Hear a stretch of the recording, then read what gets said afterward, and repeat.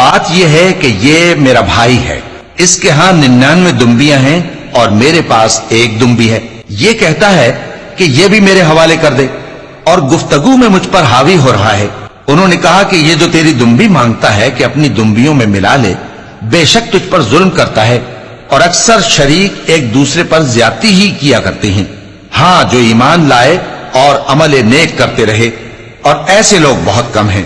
اور داؤد نے خیال کیا کہ اس واقعے سے ہم نے ان کو آزمایا ہے، تو انہوں نے اپنے پروردگار سے مغفرت مانگی اور جھک کر سجدے میں گر پڑے اور اللہ کی طرف رجوع کیا، تو ہم نے ان کو بخش دیا، اور بے شک ان کے لیے ہمارے ہاں قرب اور عمدہ مقام ہے۔